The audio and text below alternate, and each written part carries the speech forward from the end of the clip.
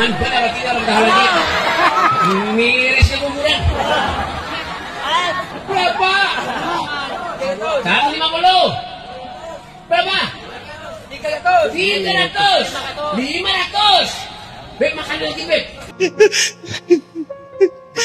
Di kolom komentar Heri Plus itu masih sangat banyak orang-orang yang pemikirannya terkebelakang, pemikirannya terjebak dengan doktrin Ba'alawi, yang sehingga mereka ini ketika kita ajak berpikir, ketika kita ajak untuk merenung bagaimana doktrin-doktrin ini, bagaimana dengan dawir-dawir ini, belum lagi mereka mengajarkan ajaran-ajaran yang aneh menyimpang, oknum-oknumnya. Bahkan kemarin saya memaparkan salah satu habaib yang tertangkap mau mengedarkan, sungguh konyol. Memang saya tidak ingin memungkiri bahwa di kalangan habaib juga ada yang masih lurus, ada yang benar, ada yang arif, ada yang bijak, ada yang berilmu, bahkan ada yang salafi. Namun kalian tidak boleh menutup mata bahwa yang saya bahas adalah mereka habaib yang selalu mendoktrin hal-hal aneh, hal-hal nyeleneh, dan apalagi sampai menganggap orang-orang gila sebagai wali. Bismillahirrahmanirrahim. Sabbih isma rabbikal a'la alladzi khalaqa fasawwa walladzi qaddara fahada. Kalian perlu bangun. Kalian perlu sadar. Saya tidak berhenti membahas seperti ini bukan karena saya benci kepada Habib, tapi karena saya benci terhadap ajarannya. Sama halnya siapapun, orang jahat pun, musuh Islam pun, mereka memusuhi kaum muslimin bukan karena kepribadiannya, bukan karena dia tidak jujur, tidak amanah dan lain sebagainya. Nabi Muhammad SAW sebelum dia mendakwahkan tauhid, sebelum dia mendakwahkan Islam, dia hanya mendakwahkan kebaikan, mendakwahkan tentang kebijaksanaan, keadilan, kejujuran, kedermawanan. Itu sehingga apa? Dengan akhlak-akhlak seperti itu Nabi Muhammad SAW dicintai umat, ya, dicintai semua orang. Bahkan Abu Lahab pun sangat sayang kepada Nabi Muhammad SAW. Namun ketika Nabi Muhammad SAW mendakwahkan tauhid, maka cinta itu berubah 180 derajat menjadi benci. Ya, cinta berubah menjadi benci. Karena apa? Mendakwahkan kebenaran. Jadi ini sama halnya dengan kita semua, teman-teman. Bahkan orang jahat pun bisa mencintai orang baik, apalagi kita. Nabi Muhammad dibenci oleh orang kafir karena ajarannya yang menyinggung, menyalahkan, dan lain sebagainya tentang ajaran dari orang-orang kafir Quraisy. Sedangkan kita juga bukan membenci sosok pribadi para habaib. Kita menyayangkan, kita sedih, kita prihatin, kita benci kepada ajaran oknum-oknumnya yang sedemikian rupa. Coba kalian simak video ini. Jangan benar tidak rendah lagi. Miris ke kuburan. Insya Allah makan roti ini mudah-mudahan hatinya lembut. Amin. Ya Rabbal Alamin. Ya Allah mudahan. Berapa? 150. Berapa? 300. 500. Beb makan lagi beb. Ada roti dulu sampai berat aja. Berapa? 500.000. Boleh sana. Itu tatak.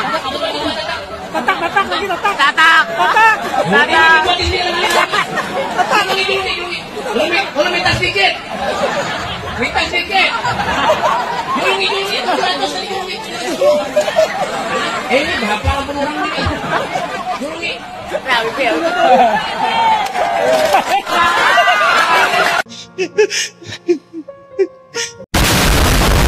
Roti bekas digigit, dilelang, tuh ditawar 150.000 bahkan sampai 500.000. Itu buktinya apa?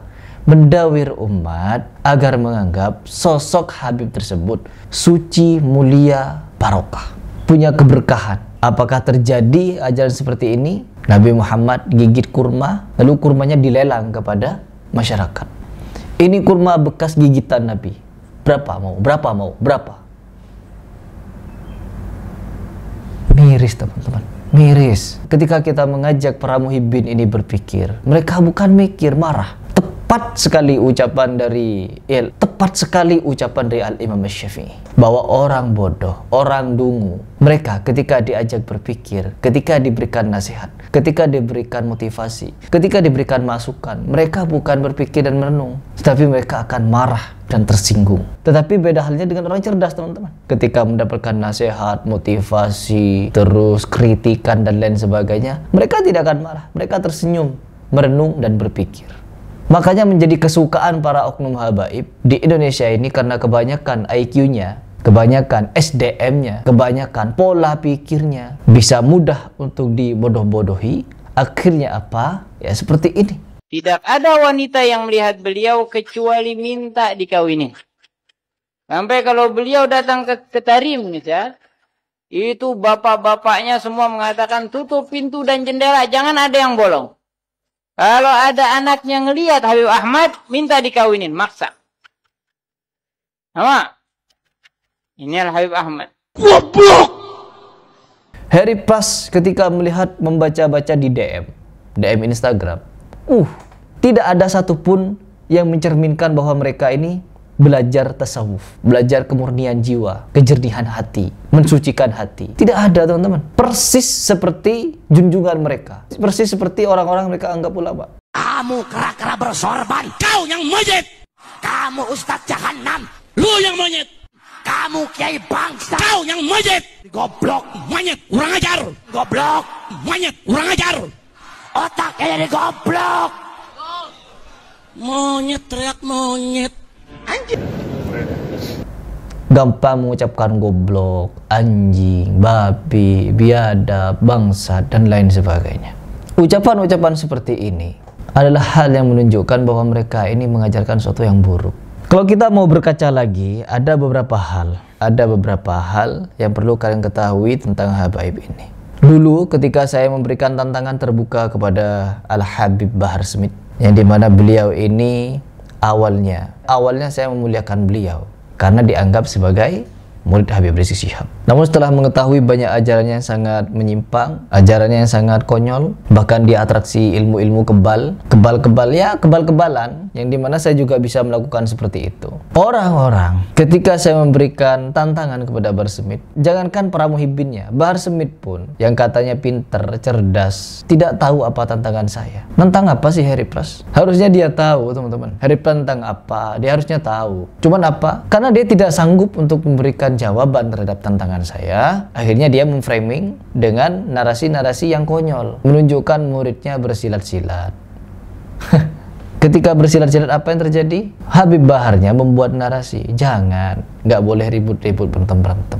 Sok bijak, teman-teman, ketika menghadapi Harry Pras. Tapi ketika menghadapi Tengku Kori, menghadapi Andi Rompas, menghadapi preman, katanya dia pernah berhadapan dengan preman, 5 preman besar-besar, habis bawa belur lawan Habib. Jagoan sekali Anda itu, jagoan. Apakah sudah cukup mendoktrin umat dengan siwak-siwak bekas itu? Siwak bekas 1 juta, sorban perjuangan 20 juta, 15 juta, 10 juta, tasbih keramat sekian juta, ibu-ibu ngantri untuk minta air berkah, dicelup-celup, diminum-minum air bekas Anda. Sebegitukah Anda ini menganggap bahwa apa yang ada dalam tubuh Anda itu sangat-sangat barokah? Dengan embel-embel cucu Nabi. Perhatikan Hasan wal Husain, perhatikan Fatimah, perhatikan mana ada cerita dari ketiga tokoh yang saya sebut tadi melakukan apa yang Anda lakukan. Tak ada satupun, wahai Habib. Jadi mari kita berpikir, stop. Kita itu bukan benci kepada kalian. Kita ini ingin mengajak kalian kembali pada jalan yang benar. Kalau kalian seperti itu, apanya yang akan menjadi kebenaran? Apanya yang akan menjadi pujian, kedermawanan, kehebatan Islam? No, gak ada hebat-hebatnya Islam kalau dengan cara seperti itu kalian mengajarkannya. Jadi sekali lagi saya ingin mengajak para muhibbin pikir dengan video-video yang selalu saya tampilkan. No, apakah tidak ada video yang baru lagi? Kenapa hanya video-video itu yang ditampilkan? Karena apa? Dengan video-video itu saja, fakta-fakta yang sudah jelas saja, kalian tidak mau berhenti untuk menjadi dungu. Apalagi kita stop. Meskipun saya tampilkan video-video baru, doktrin-doktrin mereka, apakah kalian akan stop? No, karena doktrin ini selalu berjalan. Maka dengan berjalannya doktrin mereka, kita juga menjalankan dakwah untuk mengingatkan kalian. Agar apa? Manusia selalu tumbuh dan akan selalu lahir. Jangan sampai generasi kita di masa depan menjadi korban tipu muslihat dari oknum-oknum habaib yang mengajarkan doktrin dawil, takhayul, bid'ah, dan khurafat. Itu. Entah perselisihan apapun. Siapa Heri Plus kok berbicara bid'ah? Jangan bicara Heri Plus. Ya, Heri Plus siapa belum bisa bahasa Arab? Orang berbahasa Arab saja kalian tidak ikuti. Ulama-ulama Mekah Madinah kalian anggap sesat. Saya ikut mereka. Kalian ikut Tarim. Ya, kalian ikut ulama Tarim, kita ikut ulama Mekah Madinah. Kalian ikut ulama Mesir, kita juga ada yang ikut ulama Mesir. Jadi tidak perlu banyak omong. Kita juga ada kiblat, bukan sekonyong-konyong gitu saja. Perlu diingat itu. Jadi dengan video tadi yang saya paparkan kepada kalian, akankah kalian akan berpikir? Silahkan.